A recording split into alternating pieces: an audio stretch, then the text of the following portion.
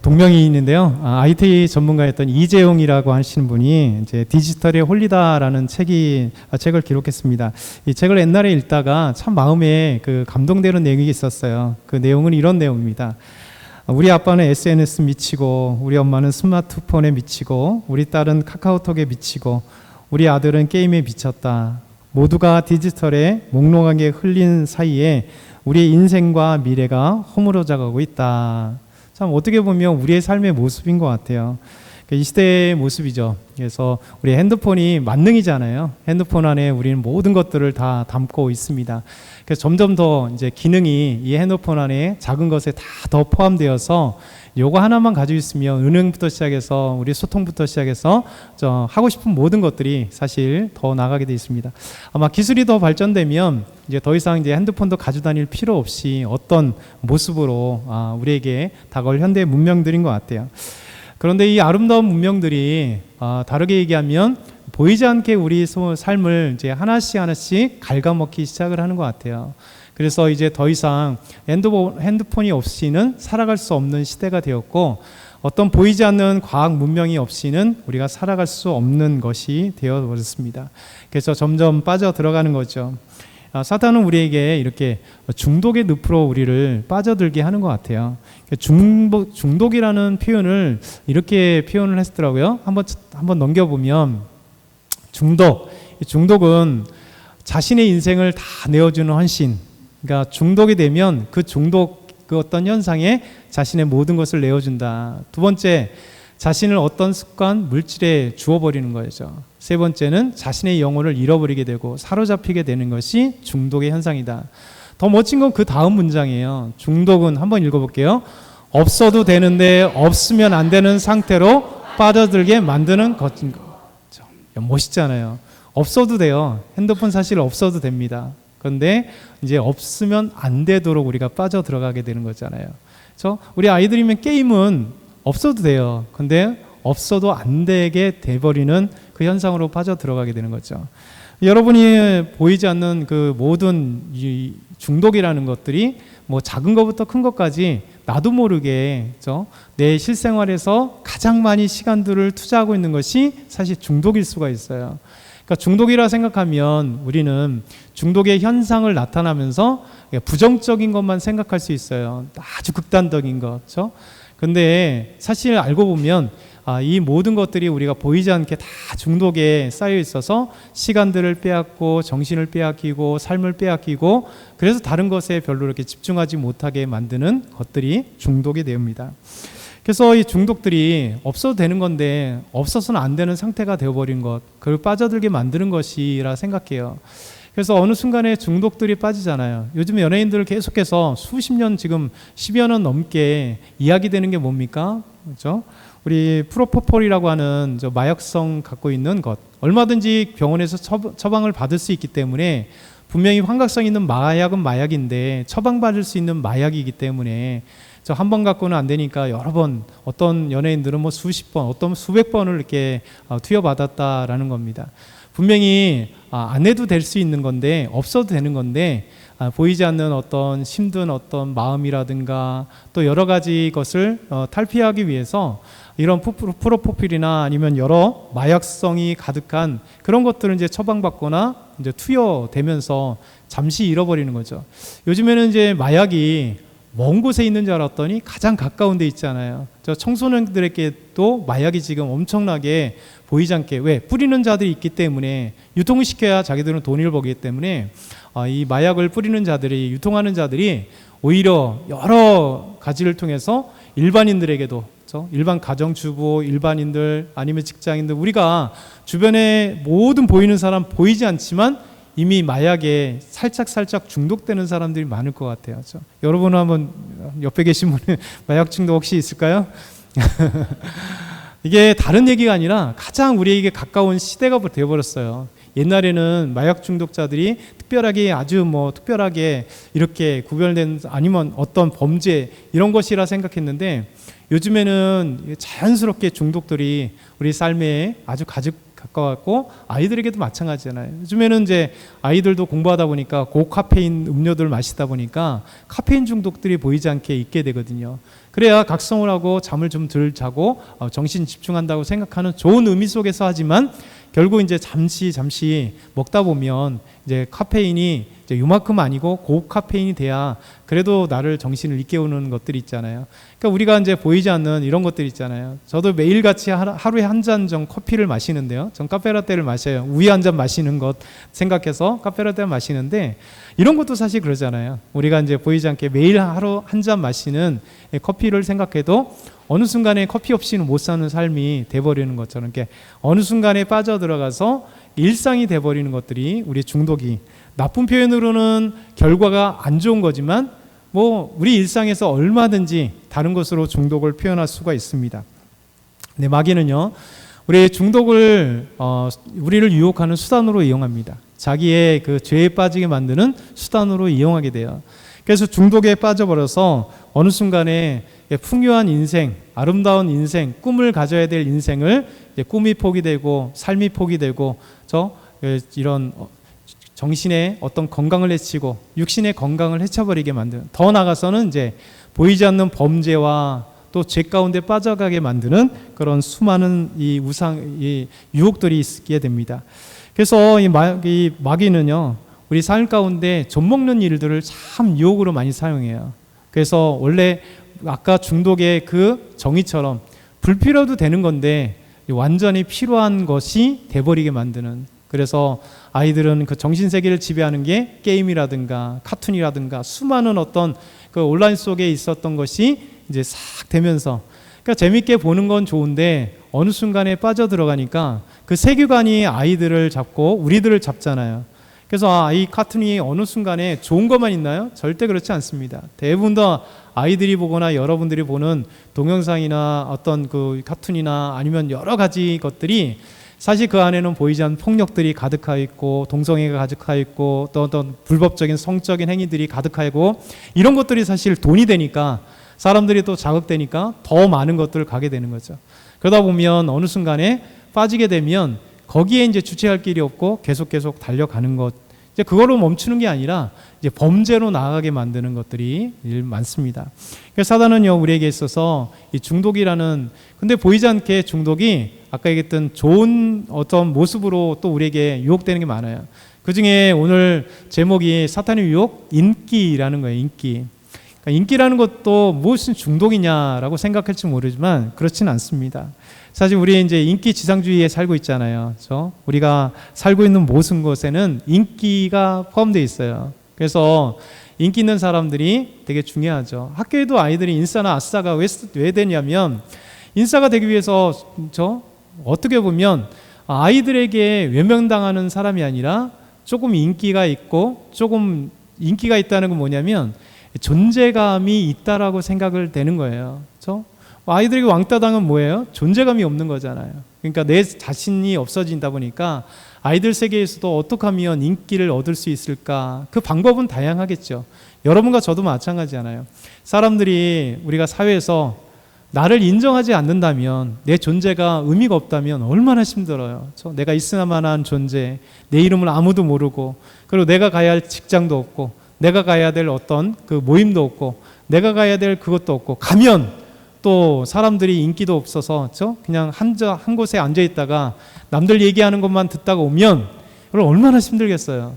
그러니까 이런 것들이 우리 삶 속에 보이지 않는 어떤 무서움으로 다가오는 겁니다. 그러다 보니까 사람의 심리는 뭐냐면 누군가 나를 알아주는 것, 누군가 나를 조금 더 이해해 주는 것, 좀가 어떻게 더 나가면 인정해 주는 것을 받기 원합니다. 그래서 보니까 사람들이 보이지 않는 이 반대적인 성향에 있어서 인기를 얻어가고 싶어 하는 게 당연한 거예요.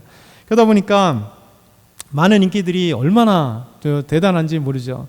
그러니까 요즘에 뭐 계속해서 TV 속에서 많은 것들이 나오잖아요. 아직도 이제 가수들이 나와서 아니면 연예인들이 나와서 노래를 부르거나 해서 막 이렇게 인기 투표 막 1등 차지하는 거잖아요.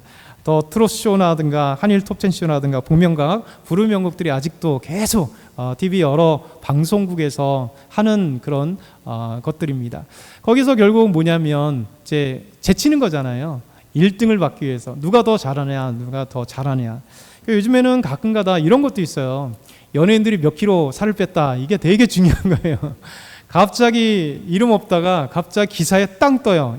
얼굴도 모르겠고 이름도 모르는데 15kg를 갑자기 뺐다. 막 해서 요즘에는 이런 어떤 다이어트가 삶의 한 부분으로 차지하다 보니까 저 건강하고 상관없습니다. 그냥 이렇게 뺐던 저렇게 뺐던 뭐 몇 살에 복근 하면서 연예인들이 갑자기 복근 자랑하면서 막 나오잖아요.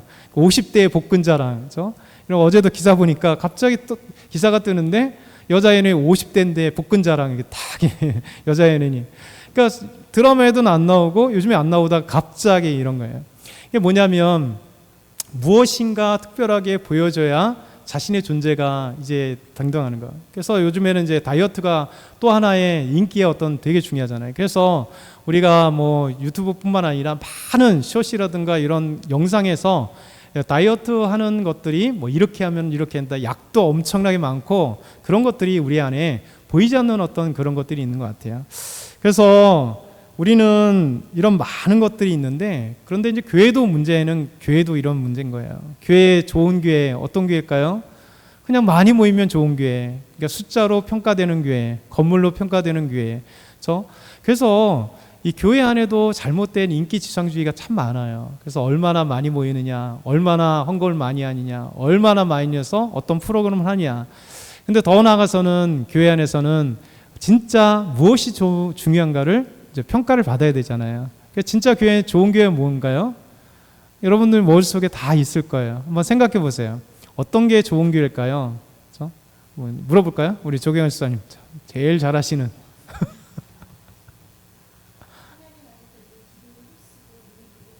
어휴야. 우리 김병희 수사님, 와 보니까 물어보면 참 어려울 수 있는데 다 아는 거예요. 사실은 좋은 교회가 어떤 교회일까? 가장 좋은 교회는 주님을 믿는 교회잖아요. 예수님이 주인이 되시는 교회, 예배 속에 하나님이 계시는 교회. 우리가 예배가 우리가 주인공이 아니라 예배는 하나님이 주인공이잖아요. 비록 우리가 여기 모여 있지만, 즐거워하지만, 찬양하지만, 기도하지만, 말씀을 듣지만, 우리가 예배드리는 모든 중심에는 이제 하나님이 계시고, 그래서 그 교회가 하나님 안에서 비전이 있느냐, 성령이 충만한 교회냐, 정말 기도를 믿음 안에서 아름답게 하는 교회냐, 찬양을 드리는데 너무 그 가슴 속에서 기쁨과 은혜 속에서 그 찬양을 아름답게 가사 하나하나가 우리의 믿음의 고백을 통해서 하는 교회냐, 하나님의 나라를 위해서 정말 달려가고 있는 교회냐, 복음을 증거하는 교회냐, 전도하고 선교하는 교회인가, 이웃을 사랑하는 교회인가, 우리 성도를 서로 사랑하는가, 그런 거잖아요. 그러니까 여러분을 보면 제가 참 감사하고 너무나 존경스러워요. 우리 주일날 보면 얼마나 힘들어요. 이제 요즘에 뭐 완전 열대야다가 조금 꺾이긴 했어도 여름인데도 불구하고 주일날에 여름이 됐던 겨울이 됐던 가을이 됐던 봄이 됐던 우리 섬기는 귀하신 돌아가면서 우리 셀별로 식사를 하는 거 진짜 쉽지 않잖아요. 집에서도 하기 싫잖아요, 사실은. 저 가정주부가 제일 싫어하는 게 설거지하고 음식 만드는 거 아니겠어요? 가장 싫잖아요. 근데 주일날 와서 또 주일날인데도 이제 많은 성도들에게 좀 먹여 살려면 얼마나 많은 시간과 애씀이 있어요. 근데 그게 참 감사하게 생각해요. 왜냐하면 음식도 한두 가지 아니잖아요. 아마 싫으면 매일같이 아마 국수로 그냥 쉽게 삶아버릴 것 같아요. 그런데도 불구하고 제 마음 가운데 우리 교회에서 우리 성도님 여러분들을 보면서 참 존경스럽고 마음이 계속 표현되는 게 뭐냐면, 야, 쉽지 않은 음식을 저렇게 열심히 하구나. 끝나고 나서 얼마나 또 빵빠를 흘리면서 이제 식당 안에 얼마나 더워요. 에어컨 조그만 거 틀어놔도 더운데 기회가 되면 그 에어컨도 빨리 갈았으면 좋겠고 빵빵하게 갈았으면 좋겠습니다. 그래서 그 더운데도 설거지하고 그 다음에 끝나고 나서 함께 우리 셀 모임을 통해서 은혜를 나누는 것들이 얼마나 아름다운지. 근데 이런 것들이 개인적으로는 하나님이 기뻐하시는 교회라 생각해요. 그렇죠? 우리가 부족하지만 주님께서 우리에게 주신 건강을 통해서, 우리에게 주신 물질을 통해서, 우리에게 주시는 그 마음들을 통해서 우리 성도들을 서로 사랑하고 좀 섬기고 이게 오늘 이렇게 보면 저 존경스러웠어요. 우리 응원하기 위해서 나오셨다는 게 쉬운 건 아니고 교회 거의 안 넣어보셨죠? 예, 아이고야. 다시 박수 한번 쳐주시죠.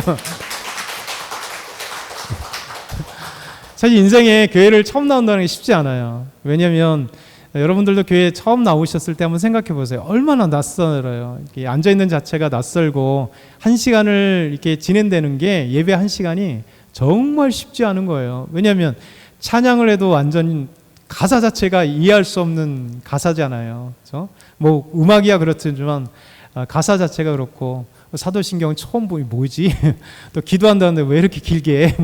이게 우리 마음속에 보이지 않는 건데, 그러니까 하나님은 이런 삶 가운데 어느 순간 찾아오셔서 하나님을 알게 하시고 또 보이지 않는 예배를 갔는데 이해할 수 없는 가사였고 이해할 수 없는 말이고 이해할 수 없는 설교였는데 또 이해할 수 없는 사람들의 이야기인데 이상하게 마음 가운데 우리 영이라고 하는 게 있어요.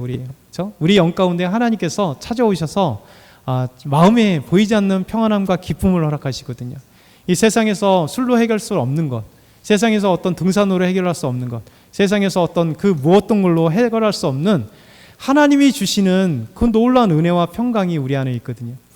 교회는 진짜 중요한 게 뭐냐면 이렇게 하나님이 계신 교회인가, 하나님이 역사하는 교회인가, 크고 적음이 중요한 게 아니고 커도 작아도 상관없이 그 안에 하나님의 역사가 가득한가, 성령님께서 함께 하시는 교회인가, 예수님의 사랑과 구원의 그 감격들이 넘쳐나는가, 그래서 교회로서 교회의 사명들을 감당하고 있는 아름다운 교회인가, 이게 중요한 거예요. 오늘 말씀으로 돌아오면 마귀는 예수님을 이제 두 번째 시험을 하게 됩니다. 첫 번째는 금식하신 예수님, 이 돌멩이로 너희 떡을 만들어 먹어라, 이렇게 내가 하나님의 아들이거든 이라고 하는 이 전제 속에 이렇게 있잖아요. 오늘 두 번째는요, 이 마귀가 와서 예수님을 거룩한 성으로 데려갑니다. 예루살렘의 거룩한 성, 예루살렘 성전이거든요. 예루살렘 성전에 그 예수님을 데려갑니다. 그리고 그 꼭대기에 세우고 주위를 둘러보라는 거예요. 사실 예루살렘은 그렇게 크지 않습니다. 지금 현대의 예루살렘은 조금 더 크지만 이제 고대 예수님 당시의 예루살렘은 기껏해야 우리 여기 밀락동 요거보다 3분의 1 정도밖에 되지 않는 아주 작은 곳이에요. 그러니까 성전에 딱 올라가면 마치 이 푸르지오 아파트에서 딱 보면 이 주변에 다 보일 거잖아요. 예루살렘 성전에 가면 예루살렘이 바로 밑에 다윗성 주의 올드시티들이 그냥 눈에 기껏해야 요만하니까, 그렇죠? 눈에 한눈에 보이는 그 모습을 보면서 예수님께 이제 유혹의 메시지를 던지고 있습니다. 우리 4장 6절 한번 같이 읽어볼까요? 4장 6절 시작. 이르되 내가 만일 하나님의 아들이거든 뛰어내리라.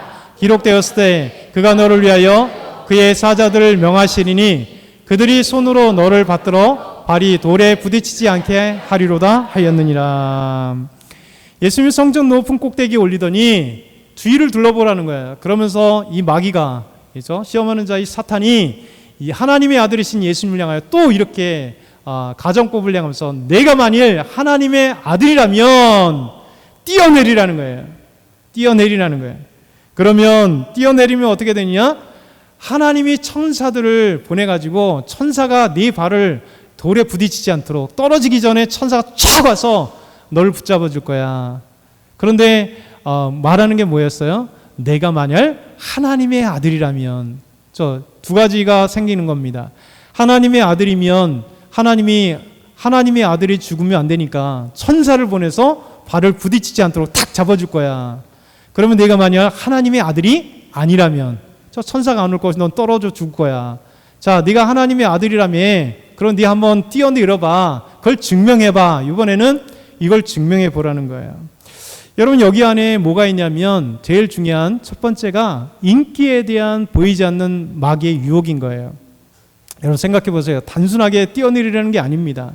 여러분 지금 성전 꼭대기에 올라갔어요. 그리고 사람들이 그 성전 꼭대기에 있는 예수님을 아마 볼 거예요.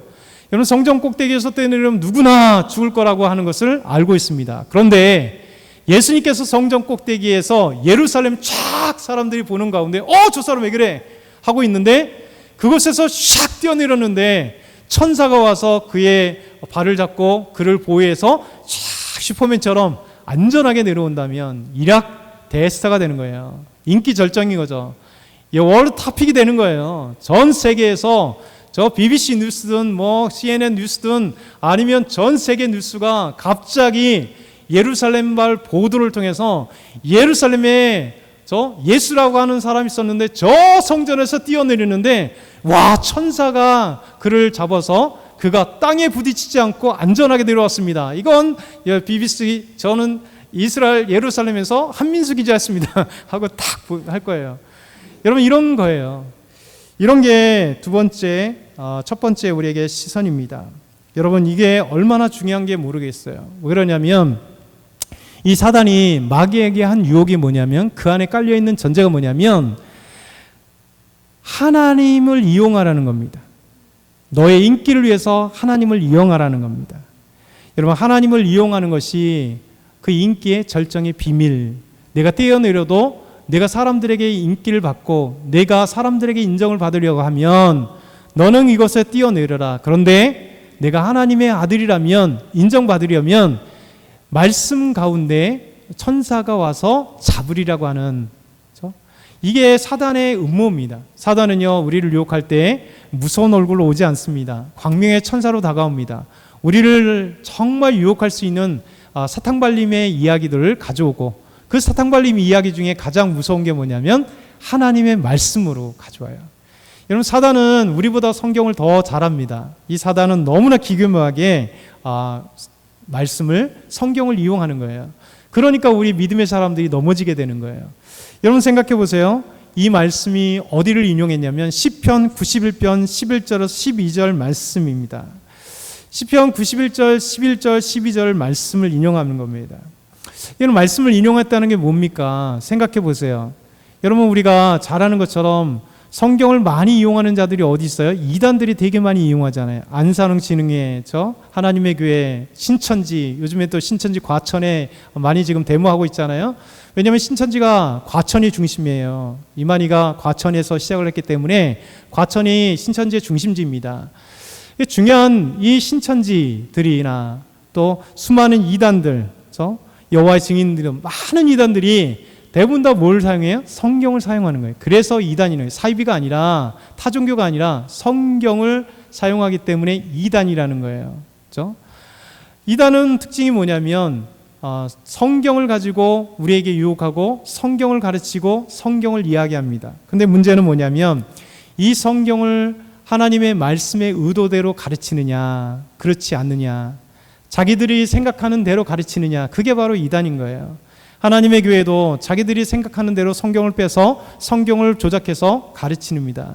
그래서 안산홍 씨가 하나님이라 얘기하고 그가 죽으니까 그의 아내 장길자 씨가 여자 하나님, 어머니 하나님으로 둔갑하잖아요. 요즘에 이제 정권 때문에 통일교가 나오잖아요. 그렇죠? 문선명 씨가 자기가 예수 그리스도, 재림 예수 그리스도이고 그러다가 하나님이라고 얘기하다가 그냥 싹 이제 죽으니까 사라졌잖아요. 그러니까 이제 한학사 씨 네 번째 부인인가 다섯 번째 부인이잖아요. 한학사 씨가 나와서 이제 총재로 하면서 이제 또 어머니 하나님으로 딱 등극했잖아요.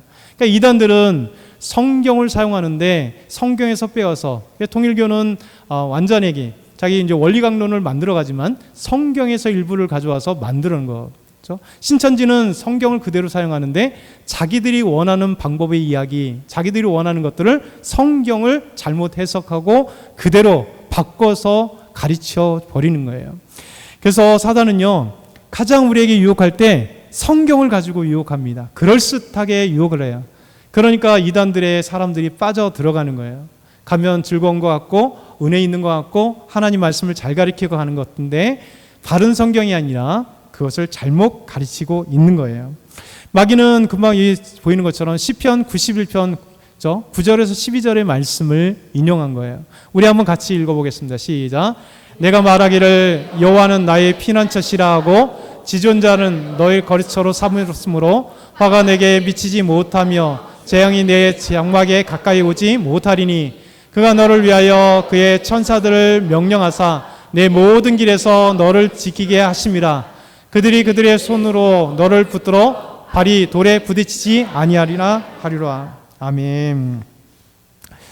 사단은, 마귀는 예수님께 와서 내가 만일 하나님의 아들이거든 이 성전에서 뛰어내리라 말씀합니다. 너의 인기를 사람들이 바라보는 것으로 너의 그 화려한 것들을 하기 위해서는 무엇이 필요하냐면 하나님 말씀을 인용하여서 이 말씀을 한번 진짜 그런가 한번 생각해 보라는 거예요. 여러분, 첫 번째는 하나님을 이용하는 자기 인기를 위해서 하나님 말씀을 이용하고 하나님을 이용하라고 그랬잖아요. 근데 두 번째 거는 뭐냐면 바로 거룩하시고 진실하시고 신실하신 하나님을 이용하면서 여러분 잘못 하나님을 이용하게 만드는 거예요. 그러니까 어떻게 이용하냐면 이 말씀은요, 시편 91편 시인은 뭐라고 얘기하냐면 여호와는 나의 피난처십니다. 그리고 지존자이십니다. 그가 내가 그를 거처로 삼았기 때문에 하나님께서 나와 함께 하시고 하나님 나의 지존자이시고 모든 것의 지존자이시고 피난처시기 때문에 내가 주님을 신뢰합니다. 그리고 주님을 신뢰하는 가정 속에 주님께 피하면 우리 하나님께서 어떠한 재앙도 나에게 미치지 못하도록 나를 지켜주시고 보호해주시고 내가 주의 장막에 갔을 때 우리 주님께서 함께 하십니다 라고 하는 이런 믿음의 고백이에요. 그랬을 때 우리가 어떤 길을 갔더라도 하나님께서 우리의 발이 부딪히지 않도록 지켜주시고 인도하시고 보호해주시고 함께 하시라고 하는 이 아름다운 믿음의 고백이 그 안에 있는 거예요. 근데 사단은 와서 이 말씀을 가져와서 예수님께 내가 만약 하나님의 아들이라면 이곳에서 뛰어내리라는 거예요. 하나님을 시험해 보라는 거예요.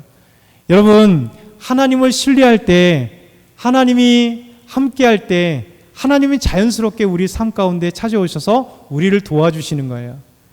여러분, 사단은 예수님께 찾아와서 먼저 하나님을 시험해 보라는 거예요.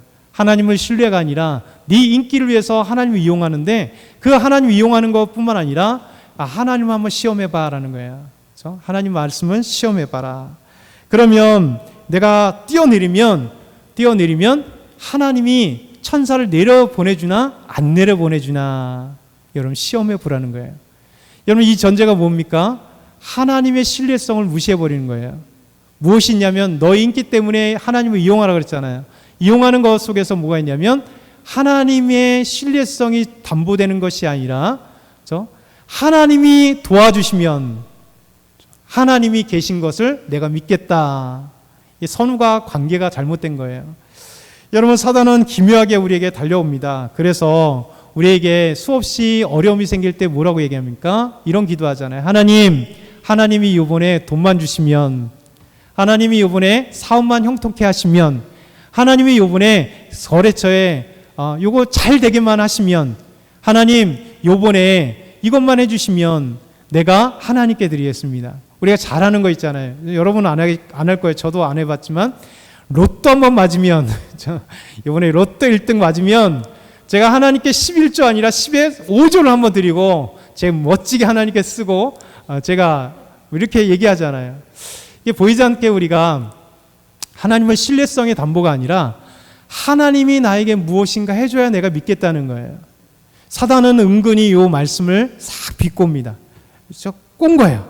그러면서 예수님을 유혹하는데 첫 번째, 인기를 위해서 하나님을 이용하라. 두 번째는 하나님의 신뢰성을 무너버리고 하나님이 뛰어내리면 너를 사탄이 하나님이 계시다는 게 또 전제되잖아요.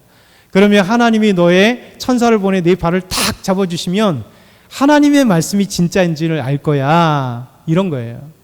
여러분, 사단은 우리에게 이렇게 다가옵니다. 그래서 우리를 유혹하는 거예요. 그래서 우리가 넘어지는 거예요. 왜? 그럴듯하잖아요. 우리가 힘든데 하나님이 하나님 전능하시잖아요. 우리 안창규 집사님이 간증하는 것처럼 하나님 전능하시잖아요. 하나님 돈 많으시잖아요. 이 우주 만물의 다 주인이신 하나님이신데 못할 거 없는데 왜 나를 이런 실험 어렵게 빠지게 만들고 왜 이렇게 힘들게 만들어요? 이것만 이기게 해주시면 이기게 하실 수 있잖아요. 왜 안 돼요? 여러분, 이것이 우리가 보이지 않는 늪이에요. 먼저 하나님 다 해주세요. 근데 하나님은 먼저 우리가 어떤 상황일지라도 하나님의 신뢰성을, 하나님이 나를 지켜주시고 하나님이 내가 언제든지 피할 나의 바위시고 피난처이신 걸 믿으며 고백할 때 하나님은요, 우리의 생각하는 것보다 더 아름답게, 하나님이 우리가 생각하는 때보다 더 아름다운 타이밍에 하나님이 인도하셔서, 그래서 마지막으로 고백되는 게 뭐냐면 하나님, 저 부족해서 믿음도 없고 연약한데 하나님은 끊임없이 막 어떤 때 의심도 하는데 하나님은 이렇게 좋은 곳으로 나를 인도하시는군요. 그리고 나를 이렇게 아름다운 곳으로 인도하시는군요. 그러면서 또 고난이 오고 힘든 것이 있으래도 그 지켜주시고 인도하신 것 때문에 또 고백을 하는 거예요. 아, 하나님이 그때도 나를 인도하셨는데 이런 고난과 환난이 얼마든지 이길 수 있도록 하나님 나와 함께 하시겠지. 저와 여러분은 이 말씀을 한번 기억했으면 좋겠어요. 사단은요, 우리에게 끊임없이 우리의 연약함으로 파고들 것이고 우리 잘난 맛을 파고들 겁니다. 어떤 모습일지라도 파고들어서 하나님을 신뢰하는 신뢰성, 그리고 또 하나님을 이용해서 내가 무엇인가 얻을 수 있는 것 마음껏 얻으라고, 그래도 된다라고 사단은 유혹한다는 사실을 한번 기억했으면 좋겠어요. 그래서 오늘도 이 말씀을 기억하면서 우리 잠깐 한번 같이 기도할까요? 오늘 주신 말씀을 기억하면서 하나님 나에게 어떤 말씀을 주셨는가 우리 한번 같이